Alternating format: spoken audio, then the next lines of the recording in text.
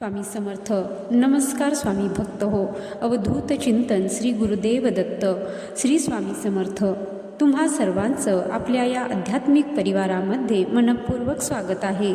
सर्वप्रथम मी स्वामी समर्थ महाराजांच्या चरणी ही प्रार्थना करते की तुमच्या प्रत्येकाच्या जीवनातील दुःख दूर होत, अडथळे दूर होत, तुमच्या सर्व चांगल्या आणि सात्विक इच्छा पूर्ण होत आणि प्रत्येकाच्या घरामध्ये सुख, समाधान, आरोग्य आणि भरभराट नांदो.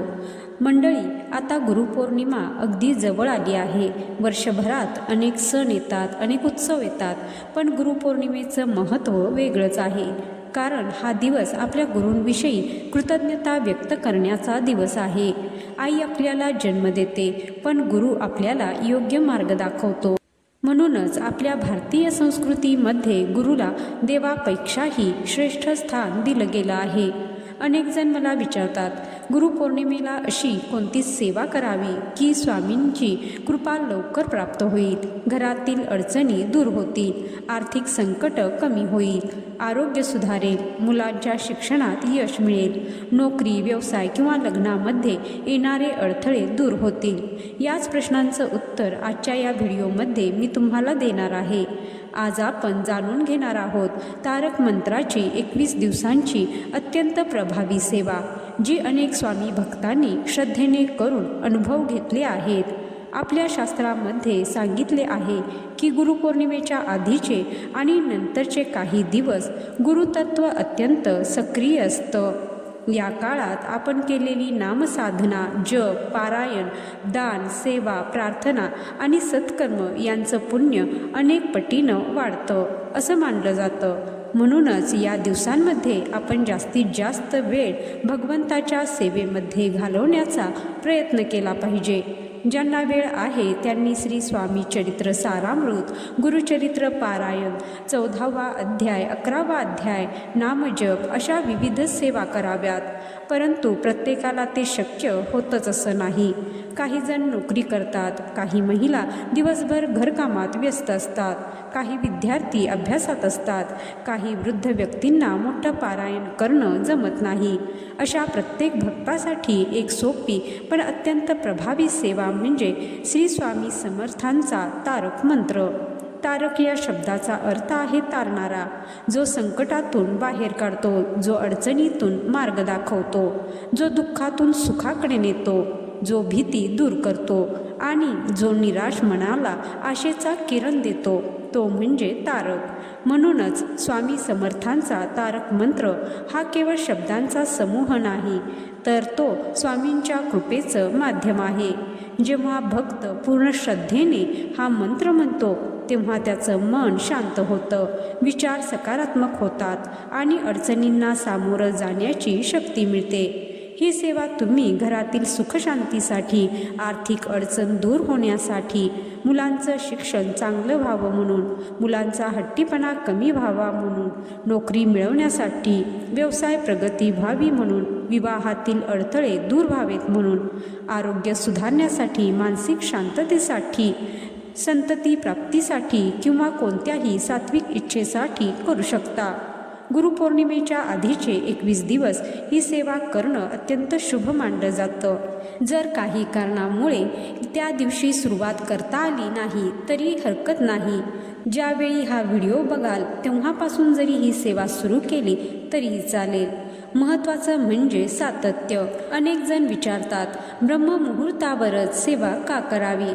कारण त्या वेळचं वातावरण अत्यंत शांत असतं, आजूबाजूला गोंगाट नसतो, मन शांत असतं, विचार स्वच्छ असतात आणि सर्वात महत्त्वाचं म्हणजे त्या वेळेला आपण भगवंताशी सहज जोडले जातो. साधना करताना एकाग्रता वाढते. म्हणून शक्य असेल तर पहाटे ब्रह्ममुहूर्तावर सेवा करा. जर ते शक्य नसेल तर सकाळी स्नानानंतरही सेवा करू शकता. महत्त्वाची गोष्ट म्हणजे श्रद्धा पाहिजे. आता सेवा करण्याची योग्य पद्धत जाणून घेऊया. सर्वप्रथम स्नान करून स्वच्छ कपडे परिधान करा, देवघर स्वच्छ करा, धूप आणि दीप लावा, स्वामींना नमस्कार करा. पहिल्या दिवशी मनामध्ये संकल्प करा की हे स्वामी समर्थ, मी अमुक इच्छेसाठी श्रद्धेने ही 21 दिवसांची सेवा करत आहे. माझी बुद्धी, श्रद्धा आणि सातत्य कायम ठेवा. माझ्याकडून ही सेवा करून घ्या. त्यानंतर एका स्वच्छ काचेच्या किंवा तांब्याच्या ग्लासमध्ये पाणी भरून घ्या. त्या पाण्यावर उजवा हात ठेवा किंवा उजव्या हाताची 3 बोटं त्या पाण्यात हलकेच बुडवा. आता पूर्ण श्रद्धेने 11 वेळा तारक मंत्र म्हणा. घाई करू नका. प्रत्येक शब्द मनापासून म्हणा. मंत्र संपल्यावर डोळे मिटा. स्वामींचं तेजस्वी रूप मनामध्ये उभं करा. त्यानंतर त्या पाण्याकडे पाहून तुमची इच्छा मनापासून सांगा. पाणी हे आपल्या परंपरेत पवित्रतेचं आणि प्रसादाचं प्रतीक मानलं जातं. श्रद्धेने केलेली प्रार्थना करताना हे पाणी प्रसाद म्हणून ग्रहण केलं जातं. जर सेवा तुम्ही स्वतःसाठी करत असाल तर स्वतः पाणी प्या. जर मुलांसाठी करत असाल तर मुलाला द्या. जर घरातील एखादी व्यक्ती आजारी असेल तर त्या व्यक्तीला द्या. जर संपूर्ण कुटुंबासाठी सेवा करत असाल तर हे पाणी सर्वांनी थोडं थोडं प्रसाद म्हणून घ्यावं किंवा पिण्याच्या पाण्यात मिसळावं. अनेक भक्त म्हणतात आम्ही सेवा करतो पण अनुभव येत नाही. तर मंडळी, सेवा म्हणजे केवळ मोजणी नाही. श्रद्धा, विश्वास, सातत्य आणि एकाग्रता या 4 गोष्टी अत्यंत महत्त्वाच्या आहेत. मंत्र म्हणताना मोबाईल पाहत बसलो, मन दुसरीकडे असेल, मध्ये सुटलो तर त्याचा परिणाम आपल्या साधनेवर होतो. म्हणून सेवा करताना स्वतःला पूर्णपणे स्वामींच्या चरणी अर्पण करा. आता एक छोटी प्रेरणादायी घटना सांगते. एका गावात स्वामींचा एक भक्त राहत होता. घरात आर्थिक संकट होतं. व्यवसायात सतत तोट्यात होता. कर्ज वाढत होतं. अनेक उपाय केले पण काहीच फरक पडत नव्हता.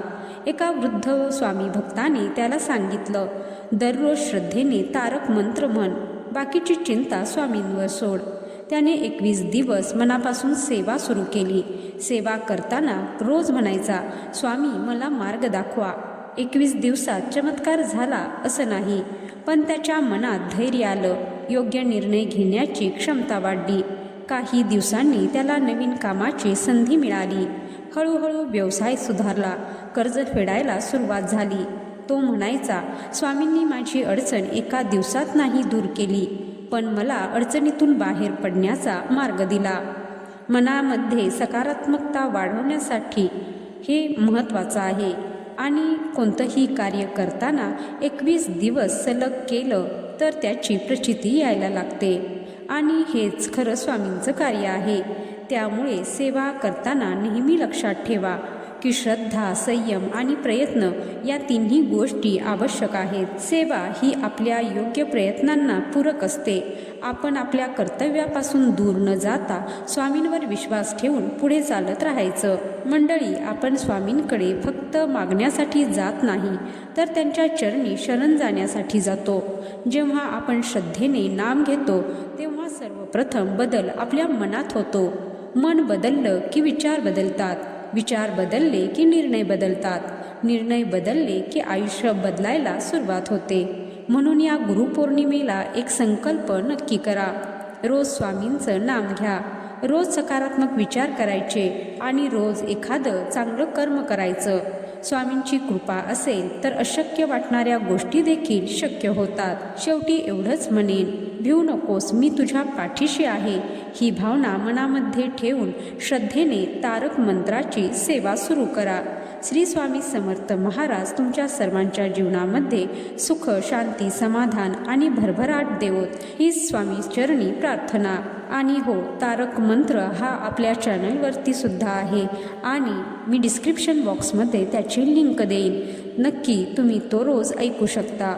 व्हिडिओ आवडला असेल तर व्हिडिओला लाईक करा आणि कमेंट बॉक्समध्ये श्रद्धेने एकदा लिहा, श्री स्वामी समर्थ. धन्यवाद. जय श्री स्वामी समर्थ.